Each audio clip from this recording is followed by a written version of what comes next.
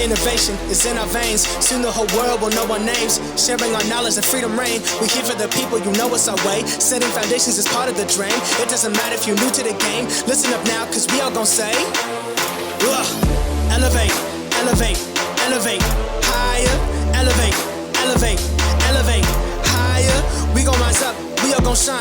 Work through adversity, stay on the grind. Elevate, elevate, this is our time. Elevate, elevate. Welcome to the Elevate Podcast, everyone. It's so great to have you all on one more time. It's your boy Josh. And Reg.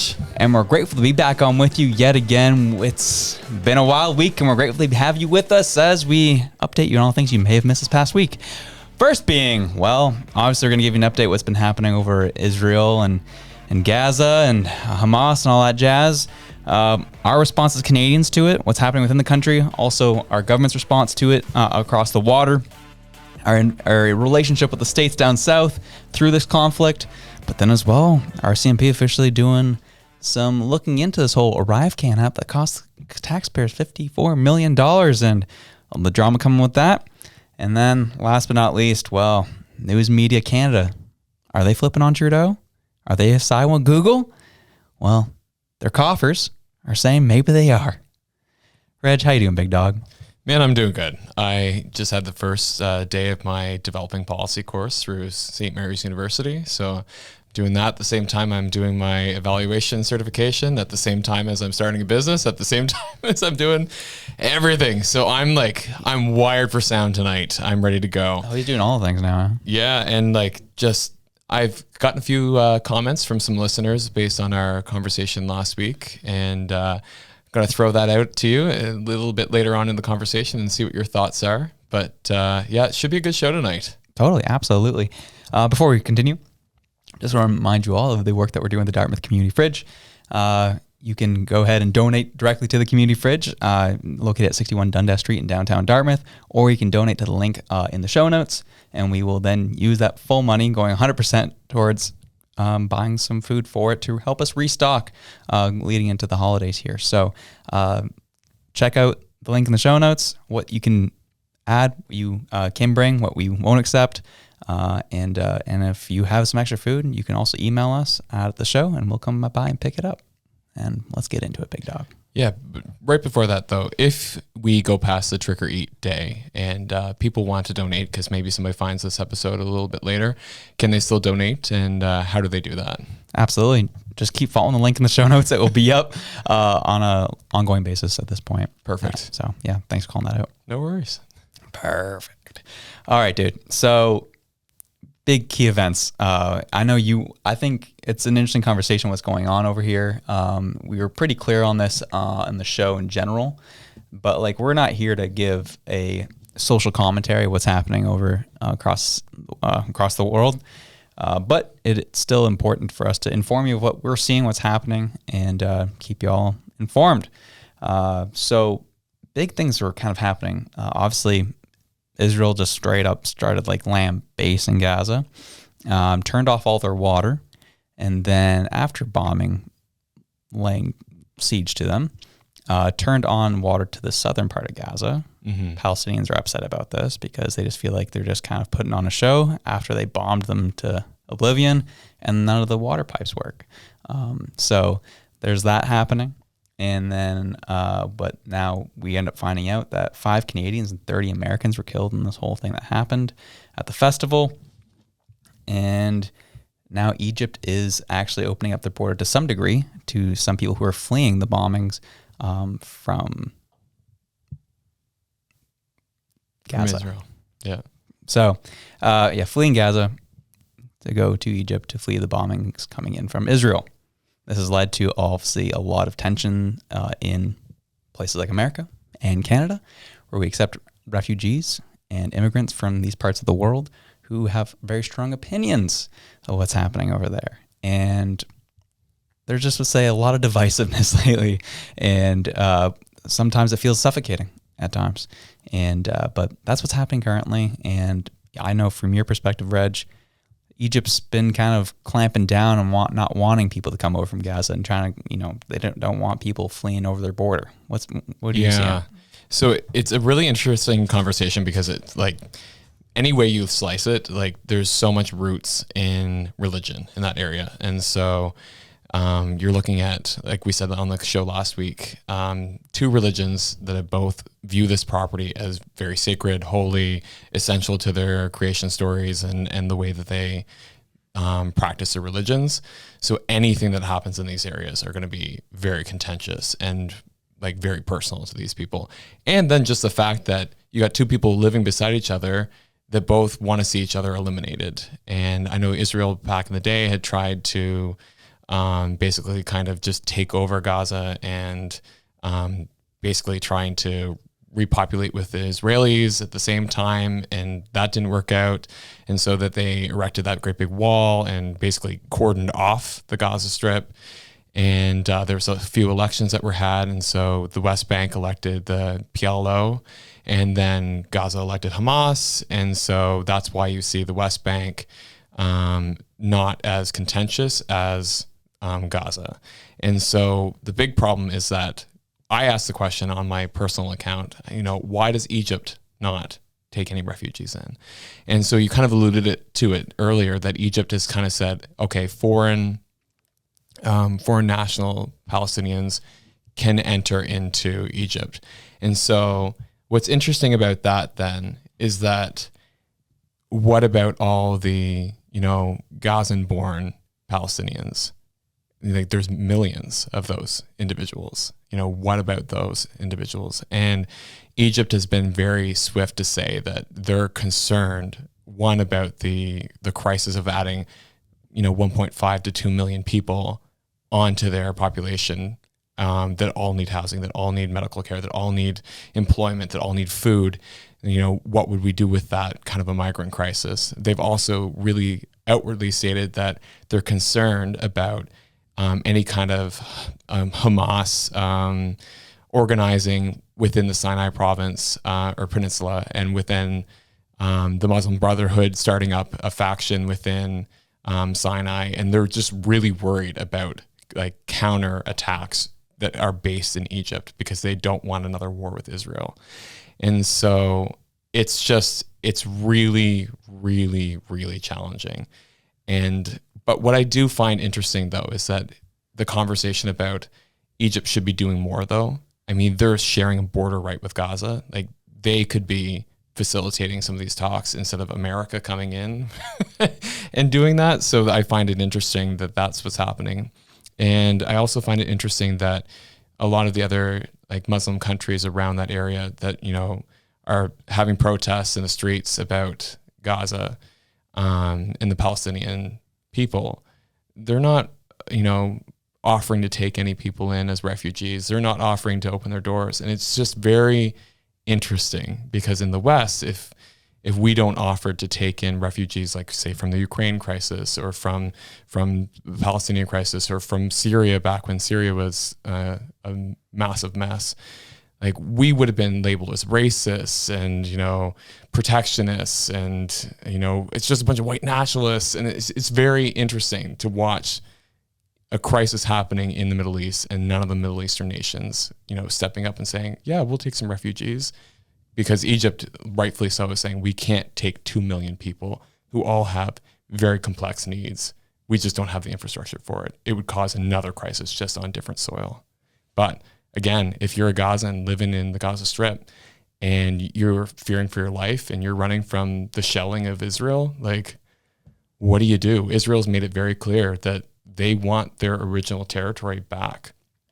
And that's what I find really interesting about the conversation that's happening in Canada, is that everybody's like, oh, the colonizers, Israel, and, Hamas was just decolonizing. And I was like, what are you saying? Like decolonizing? It's like, you're talking about murdering people. Like, I'm not saying Israel's right to murder people either, but you need to have like a very nuanced conversation about this. You can't just pick a side and go, rah, rah, rah, that's who I'm voting for and that's who I want to see win, because there's no right side in this situation at all. And I think that's really messing with people's heads. But yeah, I'd agree. I think you've kind of steered to an interesting conversation in the culture war at large, where what's happening over there is tough. We're losing lives on both sides. Lots of ideology is at play, as you said, that are rooted in religion that make this even more personal. And I'll admit, I've had to shut off Twitter completely this past week after I opened it accidentally and literally saw images of beheaded babies. Yeah. You know, I'm like, that was my moment where I was like, yeah, I'm good for this week. Yeah. You know, like that was like hectic. And I can only imagine the team over at X right now who are just trying to stay in front of all the stuff that's being posted, and in any other social platform as well. And so that brings me back to kind of what's happening back home though, is people, we're kind of gone the past 6 or 7 years now where there's right and wrong. There's black and white. You're red or you're blue. You're black or you're white. You're wrong or you're right. Are you? And this is one thing that people are looking for in this situation. Who's the right person? Who's the wrong person? Who's the good guy? Who's the bad guy? Mm-hmm. And we're seeing people's brains melt over this. I know. And we saw it from Harvard, like a group over at Harvard who came out in support of what Hamas did. And then they got canceled. There's like, oh shoot, we got to retract that. Oh, we thought we were supporting the good guys, you know. And we're starting to see this in various groups across North America who are just probably should shut up, yeah, and take their own advice. And you know, the white man can't talk about this. How about you stop talking about this right now because you don't know what you're talking about. Yeah, you don't understand the nuance of what's happening over there. And we said it at the beginning of the show. We don't understand what's happening over there. That's why we're refusing to really talk on it, because we're not there. We're not the ones getting shelled out of our minds. Mm-hmm. We're not the ones who were at a festival who just got attacked, saw our wives, saw our girlfriends, saw our sisters get raped and then taken, kidnapped. We didn't experience those things. Yeah. I'm not going to sit here and pretend I know how that feels. Yeah. And so neither should you. Those who are watching this like happen, who think you know who's right in this. You don't. And you need to really stop talking because you sound really unintelligent. Take the advice that you give us every week on TikTok. Shut up. For real. And that's kind of where I stand with this, where I get concerned, but this is where I come back down on free speech. I love that we have free speech because through this time, people are telling on themselves, and you know who to look out for now, and you know who to stay away from, because there's some extremists in our country who are celebrating death, celebrating murder, and justifying it, whatever cause they feel like they have. And that, to me, is where the concern is. Yeah, and it's interesting, like you bring up that exact phrase, like celebrating death, celebrating murder. I had posted another thing to my personal account, basically saying like, anybody, like, I don't know what's happening with this. I'm not going to be an authority on this, but anybody who celebrates murder is wrong. Yeah. Regardless of what your religion, your skin color, your ethnic background, whether you were born in that place or not born in that place, you celebrate murder, that's wrong. And the amount of people that were just like flooded my DMs saying like, this is exactly how I've been feeling. And it was just kind of like, interesting that, you know, as a commentary on our political society of, you know, everybody needs to take a stance and you need to have an opinion on this. It's like, no, you don't. You really don't. My opinion is that is a horrific crisis that I have no influence on, that I have no understanding of on the ground or otherwise. And all I can do is kind of comment on what's happening in our own country in regards to what's happening there. I know enough to be dangerous because I have friends that are from Egypt, and that kind of gave me a good little glimpse into what's happening. And that's how I understand like why the Sinai Peninsula is like a big contentious issue right now. But other than that, I'm only giving you a second hand, right? But what's really interesting, and I loved that comedy actually stood up for this, because if you looked at, trying to remember his name, but a comedian that I follow, and he was like, I'm just so confused right now. Like it's so hard. Like, do I support Hamas? Do I support Israel? He's Justin Long. Yes, yeah. Justin Long. Yeah. He was like, I knew back in Black Lives Matter, I just needed to post my black square and I was good. And it was a riot, because it's exactly what we're seeing happen, where people are just like one day being like, yeah, Israel, like you need to fight, you know, to protect people. You should be able to go to a concert in peace and not have to worry about being dragged away, raped, dismembered, all that stuff. And then all of a sudden they're looking at and like, oh, Gaza has been an open air prison now for 50 years. Like, what the hell? And so it's just like you said, watching people's brains melt. And I think it is a really humbling experience for a lot of us to go, oh, there's nuance to everything. And I think that that's going to be the big learning from this experience, is really just like, take what you're seeing here of like, oh, there's no good guy, there's no bad guy. This isn't Lord of the Rings. This isn't Mordor. Like, you know what I mean? Yeah. Like, there's nuance, there's human lives, there's humanity on both sides, and there's humanity being lost on both sides, and none of it's good. And so if people can just take that little bit and apply that to other situations, I think we might be a little bit further ahead. Absolutely. Couldn't agree more. I think what you're talking about, keeping an eye on what's happening here at home, this was an interesting story where, as the West is trying to figure out how they're going to help Israel respond to this, Joe Biden called a meeting with all the major leaders of the NATO and G7 countries, and noticeably absent from those meetings was Justin Trudeau's Canada. Unreal. I wonder why. Crazy. National Post says that Canada was absent from major nation statement on Israel violence. A joint statement issued by the White House Monday evening condemning the Hamas attacks on Israel over the weekend includes signatures from 5 of the leaders of the G7 nations. The statement, signed by Emmanuel Macron of France, Olaf Scholz of Germany, Joe Biden of the United States, Giorgia Meloni of Italy, and Rishi Sunak of the United Kingdom, said the terrorist actions of Hamas have no justification, no legitimacy, and must be universally condemned. Interesting how the far-right extremists that we cry so much about here in this country of Italy got a meeting with Joe Biden, and our little woke prime minister couldn't do it himself and couldn't be there. What happened there? It's almost like he sucks at his job and no one wants him in the room.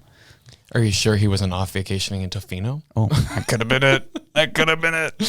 But yeah, I thought that was wild. And the fact that the PMO's office came out and said, oh yeah, we just, we didn't need to be there, and really tried to play it off. We're seeing right through it out here, man. Oh yeah. Like, are you kidding me? Like, we're a laughing stock right now. Like, you have to look at like all the scandals that we've had happen, and then to throw the Nazi on top of it all, like the rest of the G7 is looking at us going, we can't afford the scandal that you're going to bring us, and what stupid thing that Justin Trudeau is going to say out of his face and cause another international incident. They're probably PO'd about the fact that now Russia is using what happened in Canada for their propaganda and to try and legitimize what's happening in the Ukraine. Like, they're looking at that stuff and going, we don't trust you. Yep. And that's disappointing. I don't think that's ever happened as far as I've lived. No. And that's the thing, for the international community to turn their back on Canada, the place where people used to take our flag and sew it onto their backpacks so that it would be liked in other places. Like, that's not us anymore. We've lost that with this current government. And I think that's a reality that a lot of my far left friends are not awake to, because they're just like, no, Trudeau's good, and blah, blah, and he's just getting a hard time. And it's like, no, like, he's destroyed our credibility. He's destroying our economy. Like, it's destroying the middle class. Like, there's just nothing left untouched. And it's just, yeah, it's wild. It's crazy how it takes one weak man to ruin generations of building. I think that's really incredible to me. I say that would probably be giving him too much credit. I think that he's built a cabinet around him of people that are yes people. And I think that Jagmeet shares some of the blame. I think that his cabinet shares the blame. I don't think it's just him. I think that you've got a bunch of people who are self-interested in positions of power right now, and I think that they're all to blame. I think that Trudeau is definitely the ringmaster of this circus, But I do think that the people around him, like we pointed out last week, just going for their pension, So I think they're all embroiled in it, and I think they're all to blame. I'd agree with it. I just in general, I think we've talked about this before. I really am intrigued by the manipulation tactics of this man. Mm-hmm. He's clearly, you say what you want about him, he knows how to rule with an iron fist. Yeah. That party will not step out of line with him. And those who do are gone. They're not there anymore. I don't know how he does it. I don't know how he has scared so many of them. But he's done it. Andy Fillmore, Derek Fisher, my boy, Sean Fraser. They won't say a dang thing about this man. They won't do nothing. And that goes for every other MP across the country that are associated with the Liberal. Not Newfoundland. Except for one man in Newfoundland, holding out hope. But it has been intriguing me 7 years. And even when people are staring down the barrel of they know they're going to lose the next election, they will not break rank. Mm-hmm. That is intriguing. I just wonder if they've been told that, don't worry, people are going to see through Polyev and we're going to run this like smear campaign like you've never seen. Like, don't worry. I'm like, is that the conversation that's happening, or is the conversation with the, like, there's got to be a backbone to the Liberal Party that's going, oh, this isn't looking so good right now. Like, our polls are so far down and popular opinion of us is at an all-time low. It's never been worse. Like, there's got to be people there that are going, like, people who are interested in their own self-preservation, even not even just good people. I mean, like, people who just want to get elected again. Yeah. They must be looking at this going, this guy's kind of tanking our reputation. This isn't good. Mm-hmm. Maybe we need to do something. There's got to be somebody. So this is what I think is I think 2024 will be a very interesting year because I think all the stuff's going to continue as they are. It'll be business as usual. But I think that will be the year we'll see who's serious. And I think we might see 1, 2, maybe 3 people cross the aisle in 2024. I could see it happening. I wouldn't be surprised. I could see it happening sooner than that. I mean, you think before this year is out, you're going to see that happen? I think you might. Really? Like, if the carbon tax keeps crushing people the way that it is, they'll have no choice but to make that the issue that makes them leave the Liberal Party, because it's hurting too many people. And I don't know if you saw, did you get your climate action incentive check land in your account on the 15th? No.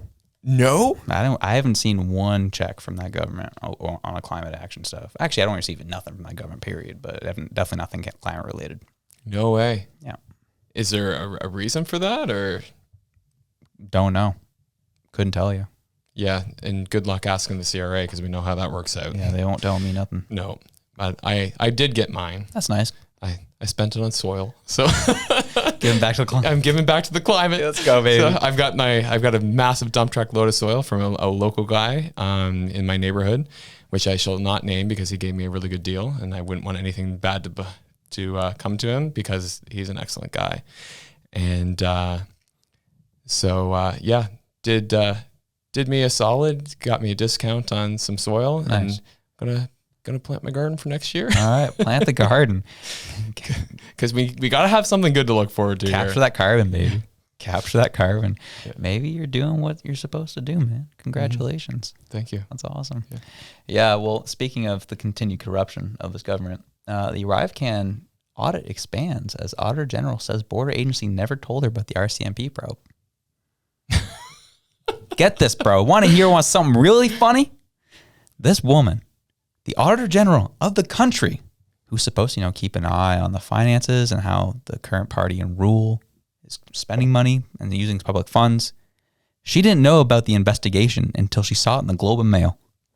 Wow. And she came on the record and said it. How? Shouldn't you be auditing things generally? What? It's crazy, dude. Miss Hogan, who is the Auditor General, made her comments during an emergency meeting of the House of Commons Public Accounts Committee, which was scheduled in response to Globe's report that the Canada Border Services Agency had been alerted to allegations of improper contracting practices and cozy relationships between the public service and the private companies that worked on the app. The Globe also reported that the agency had referred the allegations to the RCMP, who have decided to launch an investigation. Yeah. Well, see, this is the thing. This is what erodes trust in democracy, right? Mm-hmm. Because you say, I have spent my vote to vote these people in, and here you go. It's a prime example of a party that's supposed to be for the people. You know, we're left-leaning, and we're not those bad conservatives who are just all about business, and they're giving contracts and handouts to their friends in business. Yeah, imagine that. Yeah. Yeah, we'll kind of show you what happened in the video of the actual meeting that was talked about here. It gets, I think you'll be infuriated by the end of this. Beyond misconduct, it goes into criminality, and that's why the RCMP is investigating it. There are allegations regarding identity theft, fraudulent, forged resumes, contractual theft, fraudulent billing, price fixing, collusion, all with senior bureaucrats with the Government of Canada and the three contractors in question, GC Strategies, Delian Enterprises, and Coridex.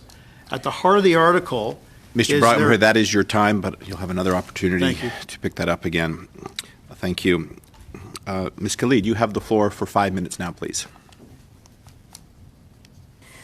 Thank you very much, Mr. Chair, and I'll start by thanking Ms. Hogan, our Auditor General, for her time today and for being so forthcoming with all of the questions. We realize it's a constant week, so at this time, Mr. Chair, I move that the committee do now adjourn. The NDP and Liberals got in lockstep and shut down that meeting. It was scheduled for 2 hours. It went for 40 minutes. Mm-hmm. Boom. Blew it up. It's not looking good for us. We're going to shut this one down. Oh, baby. Classic. Oh, man. That's so like this government. Mm-hmm. Uh-oh, bad press is coming.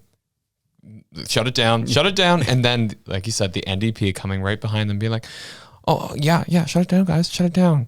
It's like Miss Finster and Randall from Recess. Like, yeah, true.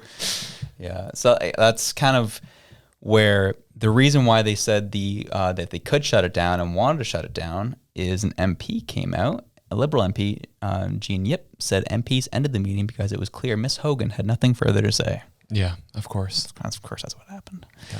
Yeah, we're just getting into the nitty-gritty of what's been happening, and we just shut it all down. So I'll say this. Yes, RCMP are investigating. I hope it goes well. I hope we find out the answers because there's clear collusion, clear corruption, clear someone got rich, pockets were filled, pockets were lined. I hope we get to the bottom of it, but I'm not hopeful. No, me either. Unfortunately. I think it was the Times actually put out an article that said, whatever happened to the SNC Lavalin scandal? Why did that get dropped? And I don't have a subscription to the Times, so I couldn't read the article. But it's the question. It's like, why did that get dropped? Where did that go? And I think that we're probably going to see the same thing happen with this. And it's just interesting to watch different scandals happen and then how our government handles that. Yeah. And I just wanted to throw in another quick little story. If anybody has used the 23andMe kits, they just recently had a breach, lost a crap ton of personal information, including people's names, addresses, credit information associated with your personal health.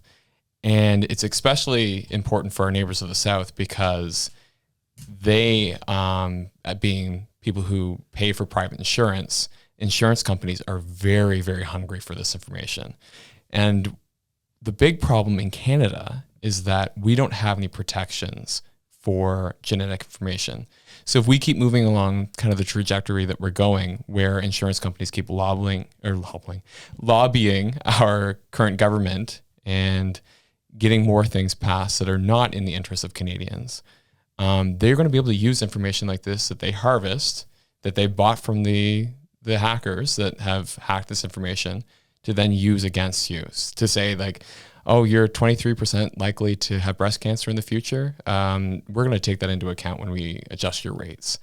And what's really, really, really infuriating about this whole thing, and this is why I find it so important, is that the Senate of Canada actually put forward a bill to protect the genetic information of Canadians. They said that we need to be able to be free to understand and know our genetic information, so that we can use that when we're thinking about population health, so that we can say, if a group of people in, say, Yukon are more likely to have cancer based on their genetic profile, then we can plan accordingly, interventions, look into why this is the case. We can say, okay, we're going to need more MRI machines up there, like do some really good health planning.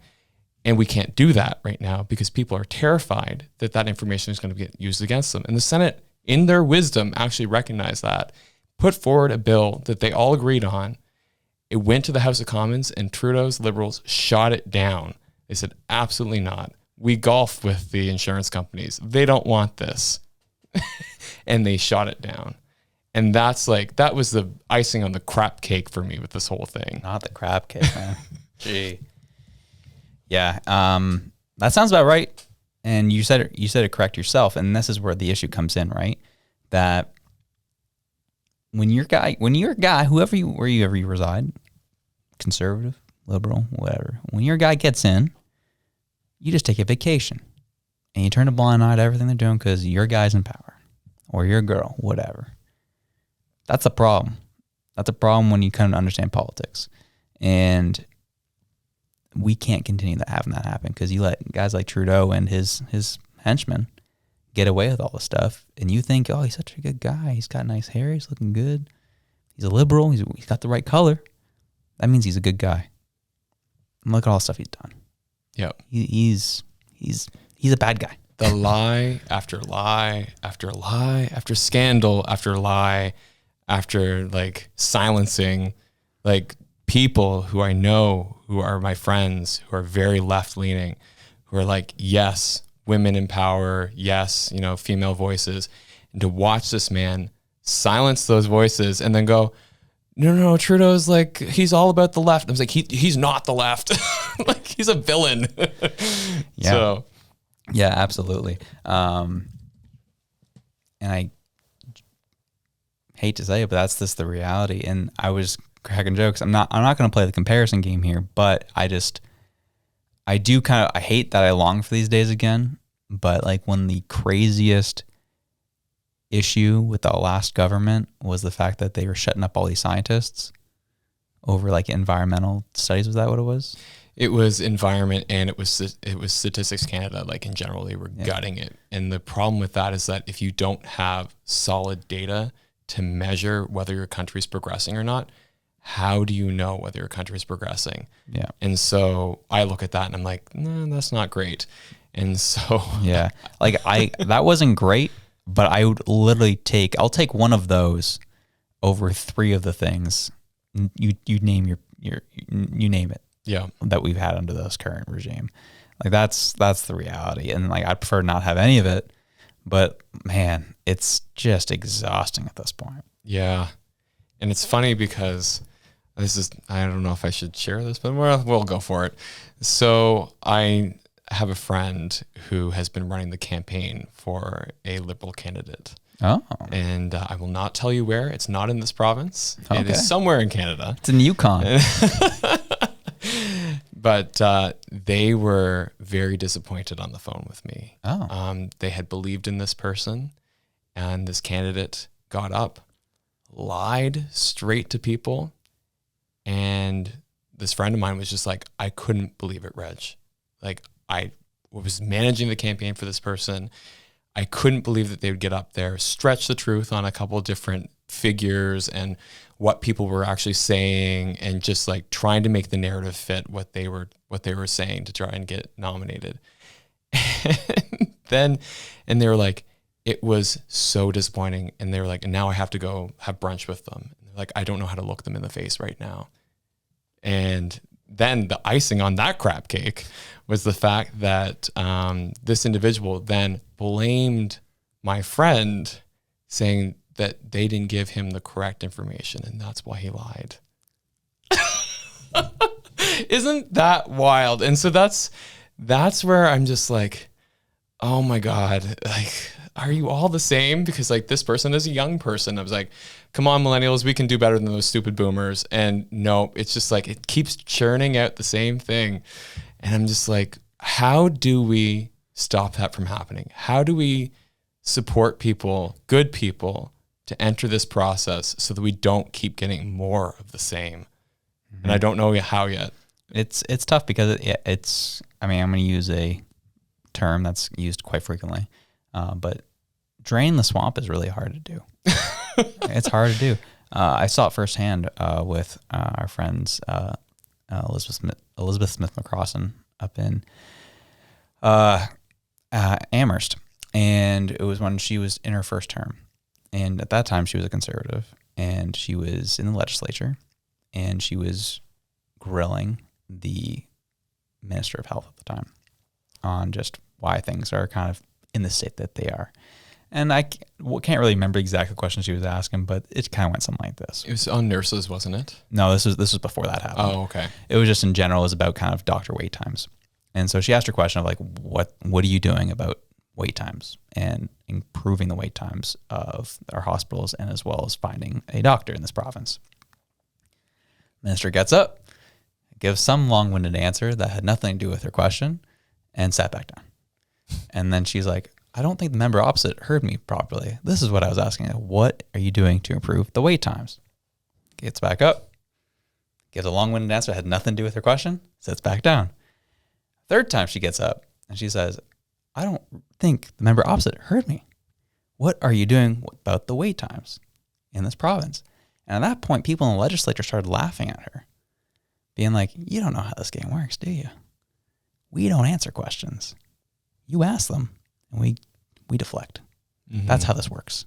Sit down and shut up. That's kind of the response that she was given. Yeah. And that's just at a provincial level. Imagine what's happening at the federal. Yeah. And that's what I'm saying is it's going to take a huge, huge force to get people to stop doing that. Yeah. It's been happening for a millennia. It's getting worse and worse as power becomes, as the government expands and increases their power, it's going to get worse and worse. And I don't really know what the answer is to resolving that. Yeah. It seems like power is also getting more concentrated too, right? That's the issue. Yeah. And I think that, yeah, because like there was a point in time, and I'm still mulling this over my head, where I was like, oh, I'd love to go into government, do good things. And I had a person I would consider a mentor say, Reg, that's no place for you. You're a kind soul.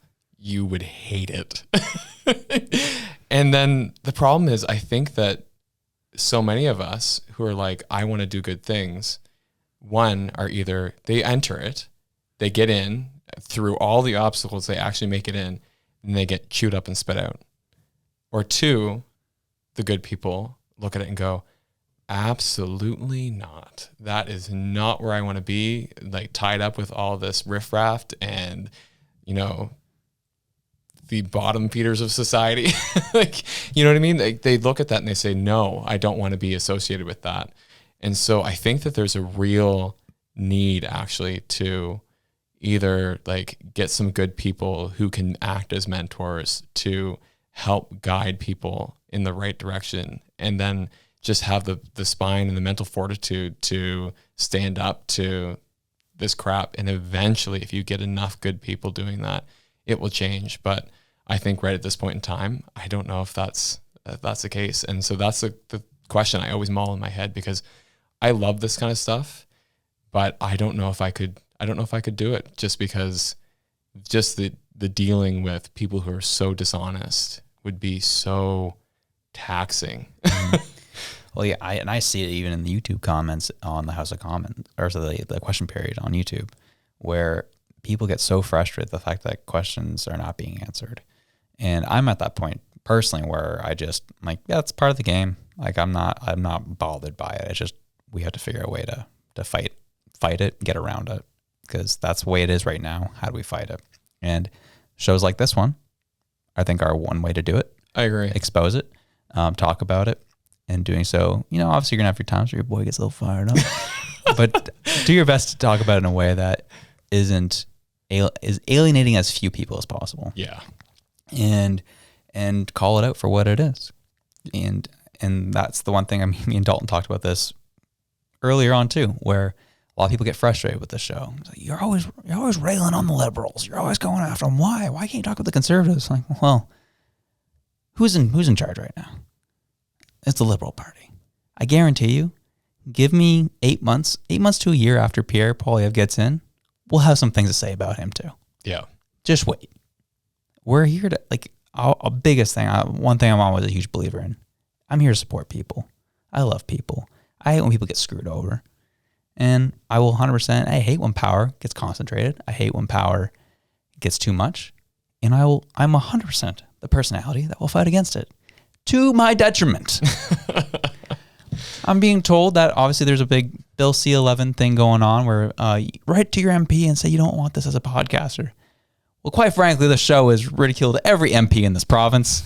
I don't think they're going to be hearing my letter, but that's just me. Maybe I'm just being a little cynical, but here we are. It was funny because when we knew that Dalton was going to move on to other things, and I had floated this idea to Jen, my wife, and she was like, are you sure you want to do that? And I was like, actually, you know what? Yes. Because there's been so many times where I sat in my dining room across from a range of people of different political beliefs, all talking about things. And everybody at that table held the same viewpoint by the end of the conversation. And not one person would go out and tell other people because it was not the mainstream idea. And that's the part that kind of struck me, was that, okay, we need to actually find our voice and start saying some of these things that are being said in back rooms and are kind of hush hush because, we don't want to worry about, what somebody might say. The fact that I even had a conversation with my old coworkers and said, I'm thinking about doing this podcast. And they're like, the worst thing in the world is two men with a podcast. I was like, oh, okay. And then I was like, well, do you listen to Oh, yes, I love podcasts. I was like, okay, so what do you listen to? And they're like, there's these two ladies that do. And I was like, what is the difference? Well, they're not men. I was like, well, you know what? I was born a man, so here I am, and this is what it's going to be. Amen, brother. Amen. But, yeah. I totally get you, man. Totally get you. I think kind of moving on here, though. Big news where we had is news flipping on Trudeau. News Media Lobby Group says it agrees with Google's concerns about Online News Act. And this group is called News Media Canada, who tends to be a spokes group mouthpiece for journalism across the country, news across the country. And even they came out and said, yeah, not really like where this is going.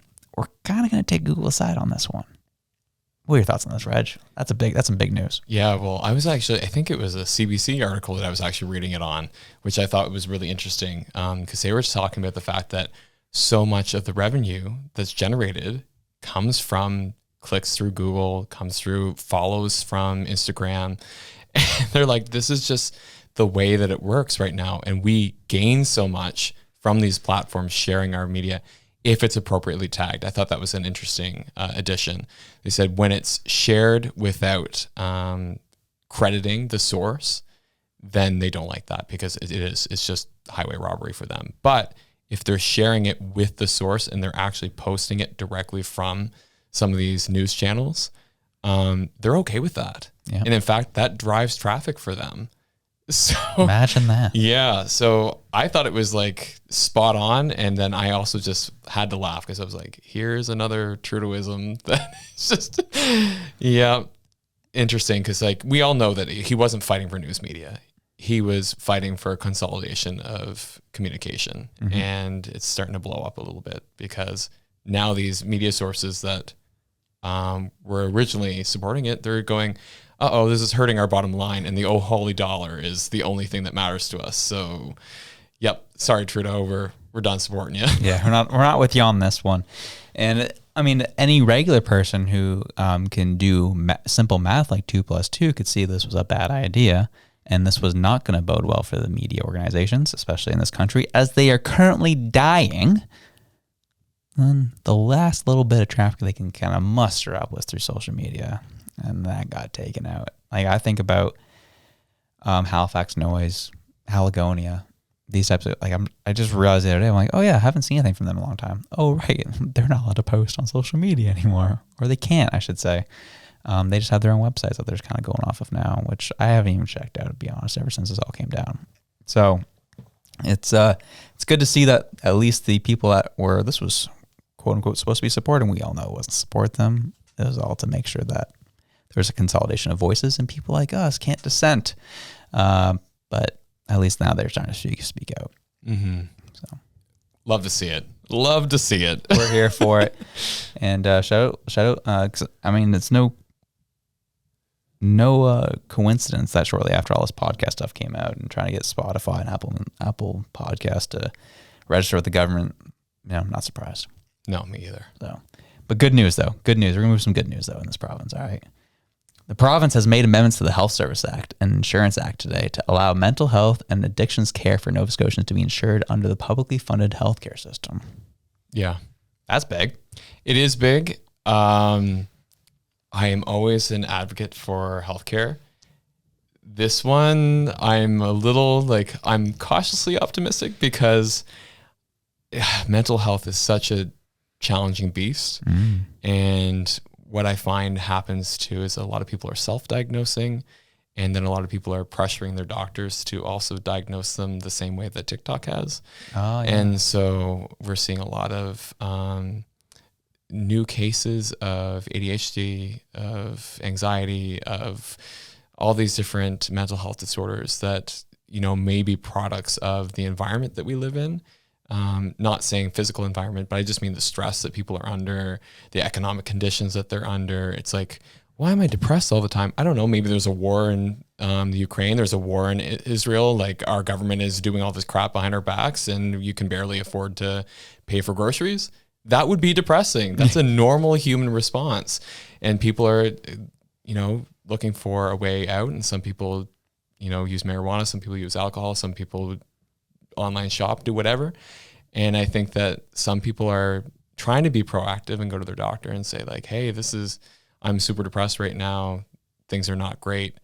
And I mean, they're trying. So I look at it and I'm like, on the surface, I'm 100% behind this, but like a little bit below the surface, I'm concerned because I wonder how many medications are we going to spend to try and placate people for things that are affecting them, that are normal human responses to bad things. I think it's a great point. The one thing that I was a little apprehensive about myself was, again, on the surface, looks like a great idea. I'm still for it regardless. But to add more things to a public healthcare system that's already struggling as it is, how's that going to go? That's my question that comes up. It's like, okay, these are great. Is it just going to fall into the just mess that the current system is? And is it actually not going to help anybody, period? And then fall into all the issues that you're just talking about, where people are getting, medications and stuff that they probably shouldn't be getting, and actually just causes more of an issue in our population. Yeah. The one thing that I'll say about it though is addictions care. We have an addictions crisis in our province that is not talked about because it's not glamorous. Nobody wants to talk about the fact that all of our small communities are struggling with cocaine, are struggling with fentanyl. They're struggling with a lot of these harder drugs that you don't really hear a lot about, that you hear about happening in, East Hastings, Vancouver, but you don't hear about it happening in Antigonish or hear about it happening in Amherst. You know what I mean? Or the South Shore. And these places are struggling, and it's happening all over Atlantic Canada as well. So looking at the fact that they're bringing addictions care under coverage, like, to me, that's a really, really, really good step. So this, even though, like I said, I'm cautiously optimistic, it is still a good news story. So good job, Tim and Friends. Tim and Friends. I think that was a Sportsnet show right back in the day. I think so. Yeah, Tim and Friends. Here we go. Yeah, we'll see where it goes, and I'll keep an eye on it going forward. But yeah, there's our wild card segment, dude. We have to end with this story. It happened in 2017. Still one of my favorite moments in Nova Scotian history. Chase the Ace. Chase the Ace, dude. Best story of all time. Grandmother sends her grandson Oh, that one. to go buy a 50-50 ticket.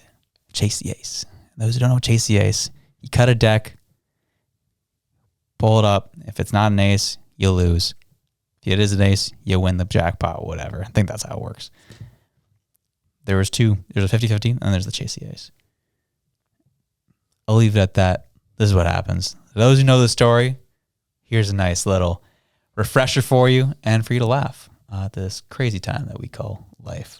Auntie doesn't want to split winnings. All smiles Who do you Barb think is Reddick right? And her nephew Tyrone McGinnis picked up their big win, $1.2 million Chase the Ace jackpot. But it didn't take long for things to turn sour when both were handed separate checks for $600,000. Chase the Ace winners is going to court. I'm taking him to court. It was my ticket. Why's that? Because I bought the ticket. And now he's trying to lie and say I said split. I said split with the 50-50, not with no Chase the Ace. I'm taking him to court. I'm getting my lawyer tomorrow. Both names were on the winning ticket. Reddick says she only agreed to split the consolation prize and not the jackpot if the ace was drawn. I put his name on the thing. I told him for good luck. Now he's lying. But I'm taking it to court. I'm serious. I'm getting a lawyer tomorrow. Whose name was both names were on. That was an iconic story. 2017, that happened 6 years ago. I actually don't know what happened of it. I assume that she definitely lost in court. She did. Yeah, I'd imagine she did. And probably lost her family over it at the same time. Yeah. That's tough. But it was one of the funniest stories that happened at Cape Breton. I know. I love it too, where she's like, I only put his name on there for good luck. It's like, well, it was good luck because you just became $600,000 richer. Like, my God, lady. Like, what I would do with that money right now. Seriously. But Right. what would you do with 600 grand? You really want to know? Yeah. I would pay down the for now, in this, at least for this economy, I would pay down the remaining money on my investment property. What is owed on that? I'd be paid off so I can pull in more monthly on that. And then I'd invest the rest in Bitcoin. Wow. Yep. That's how much I believe in it, man. Wow. I would own 4 Bitcoin, 5 Bitcoin, and I'd be set for life. No Chase the Ace. No Chase the Ace. Yeah. With my 600,000, I would probably wipe out. I have some debt that sits at 7.5% right now because it's in a line of credit. So I'd wipe that out. I'd leave my mortgage as is because it's sitting at a nice 4% locked in. So We love that. Yeah. Hallelujah for that. So yeah, no variable rate mortgage for this guy. But yeah, so I'd pay off the line of credit there that's sitting at 7.5%. It's not a huge amount, but I wanted to do some renovations to the front of the property and had to buy some more soil. So, but yeah, I'd pay that off. So that would wipe out about 15,000. I'd spend another 15,000 on a new motorcycle. Friggin' guy. And then the rest would be invested in blue chip dividend stock. Oh, sweet. Good for you, man. Keep investing in Trudeau's economy. Keep it up. Hey, banks were up today. Yeah, they're up today. How much are they down overall the year? Oh, quite a substantial amount. Fair But enough. I mean, you know what they say when I can't remember what they say. When things are bad, you buy. There's blood in the streets. Keep buying. There you go. That's I don't know. I don't think that's it. But anyways, wow. Well, there we go, sir. That's a dang good show, man. Yeah, we'll have to save our little conversation about what we heard from some folks for later. So stay tuned for that later on. What are we doing? Oh, we're having a conversation on capitalism. Oh, are we? We're staying after the credits for that one? No, not right now. Oh. But, I got a board meeting I got to run to. Oh, true. But yeah, just for a little later, a little treat for our listeners. Oh, I see. Or at least that later in the week, I see what you're saying. Yeah. Cool. Well, whatever it is you're doing, whether you be doing a Chase the Ace, whether you seeking legal counsel to sue your relative over Chase the Ace, or trying to read a story on Google, whatever it is you're doing, wherever you are, we love you. We're out. Peace.